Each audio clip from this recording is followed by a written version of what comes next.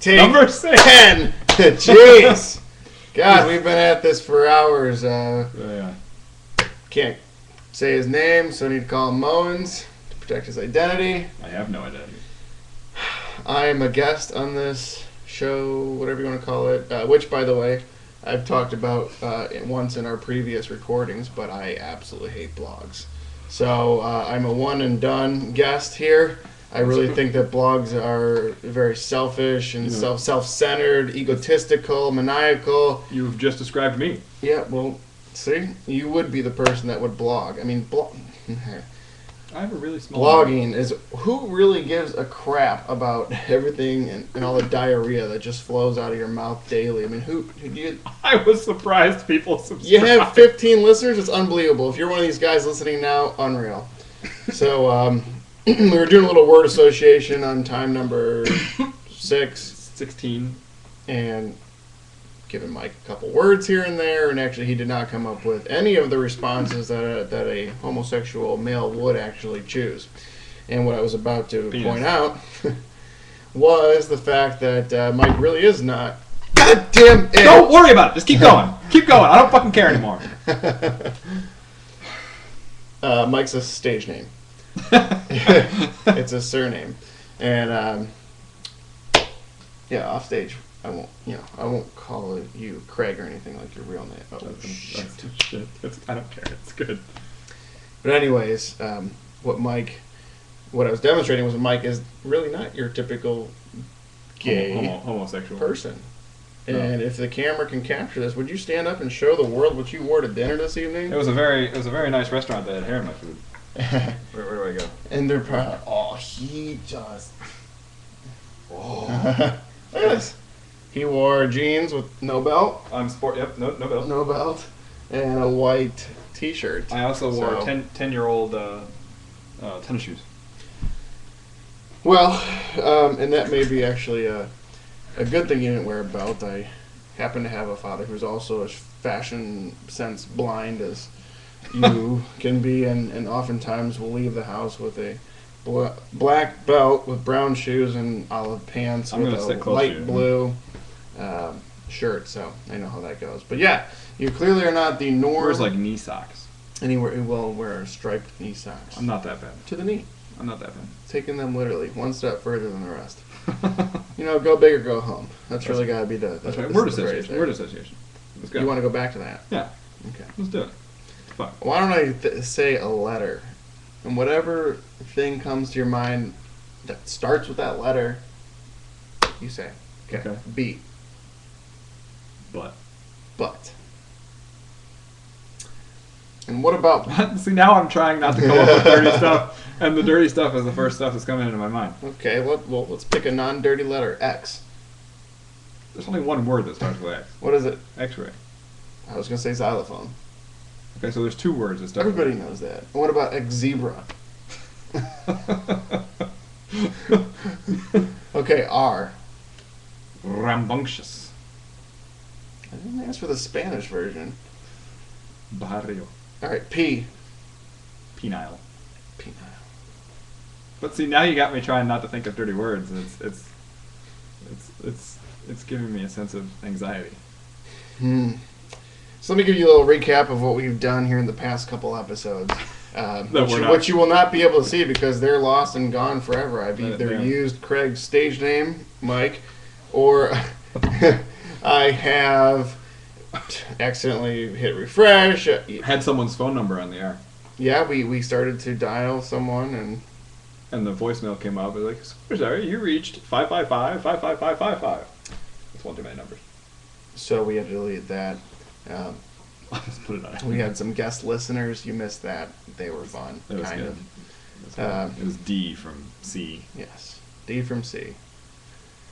So, it's Sunday evening. Happy New Year to you folks. 2011. Hopefully it's been a good start for you. And I'm just absolutely quite glad that 2010 was over. Did you have a good 2010? I don't even really know what happened. It was awful. It was maybe one of the worst years ever. and most of it being the fact that I resided for a full calendar year in the armpit of the world, which Yes. is also known as everyone knows. as Toledo, Ohio. Yes, yes. So, our literacy rate's about 12 percent there. We have one of the highest poverty ratings. How's it getting, single girls your age there? Well, there aren't any, so I'm actually resorting to hitting on cougars, and even that's not going so well. You got to see that the demographic of the town that we live in is really just for families. I only grew up Sorry, there. you grew up there. All right. But here's the deal. It is for families and families only. If you're 22 to 29, this city is not for you. Yep. So you have 0 to 18-year-olds, and then they all go off to college, and then obviously realize that everywhere else is better, and they relocate, and then when they're ready to have a family, they come back. So there really is not anybody in my age demographic there. Right. And what is your pickup line when you do hit on a cougar? Is your husband here? No, that's Alan's pickup line. No, Alan's pickup line is your husband not here? What country is your husband in? Our friend Is he Alan, due back anytime soon? Our friend Alan is king of the douchebags? Is that? He enjoys confrontation a little bit. Too much. And, if it's a healthy relationship, it's a boring relationship. Let's just put it that way. It's going to get him shot someday. There's no doubt. I'm not joking. Well, there's not going to be any sympathy from this end of the table. Let's be honest here. But his philosophy on dating is very similar to what the girls are looking for in Toledo, which is just absolutely the truth on why I'm not an absolute candidate for these girls. And the thing is, they don't want college degrees. Maybe you should do like the reverse of LASIK. Get like bad eye implants. So it won't be that bad. You can be like, oh, this might not be so bad. But I don't want those girls. You gotta understand, like, you go up to any girl in Toledo that actually looks somewhat respectable, and as I mentioned earlier, they don't like guys with education. So really, your chances of getting a girl exponentially decrease with each level of education that you've reached. Okay. So you may start out as a 10 appearance-wise, and as you start talking to this girl and she finds out you have a bachelor's, you're now a 6. And she finds out you have a master's, you're at a 2. You're gone. If you have a PhD, you're a -1. There's no coming back from that. There's not. But let me tell you some things that will actually bring your score. Let's say you are a college graduate and you want to take your 6 and you want to move that to a 10. There are some steps and some recommendations that I can give to you. Pray tell. Let us hear the steps. If you don't smoke, start. Boom. The minute you start smoking, your chances will greatly increase. I was talking to a girl very recently, and she wanted me to step outside and continue this conversation so she could smoke. And I said, well, I don't smoke. And so she rolled her eyes at me, and just kind of walked out. So that's how it's done. Actually, that's standard operating procedure. When you find out someone doesn't smoke, it's the same way in the gay community. Actually, there's no one in the gay community that doesn't smoke, except for me. The pull.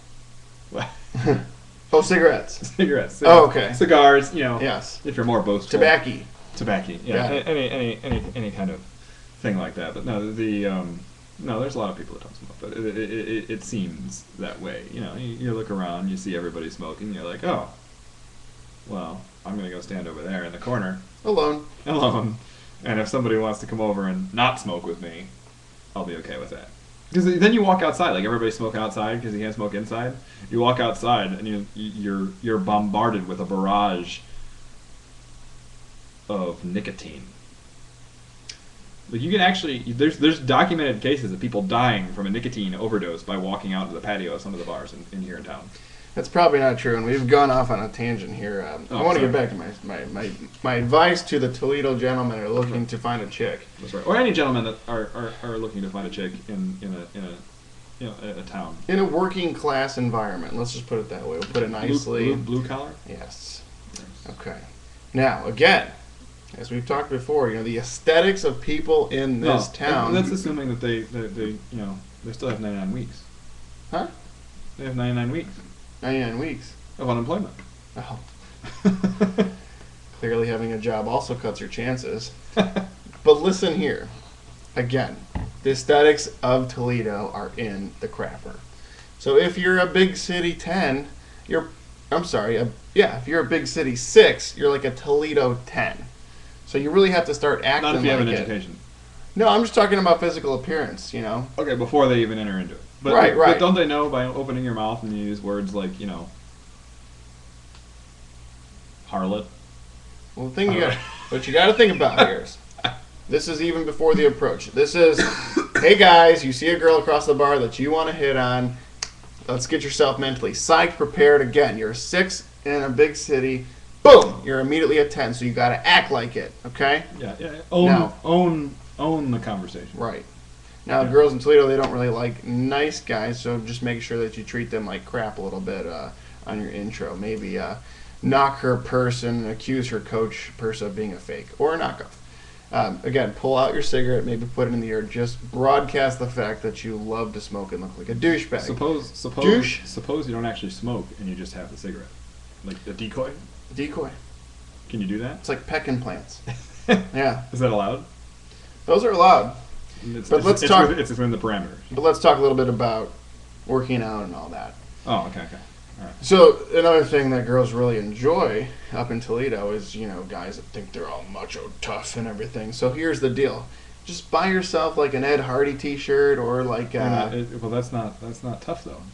well, it seems that all the guys that wear those are, So, wait. are putting a front that they're tough. Okay, tap out. Make it tap out. Speaking of Toledo toughness, okay.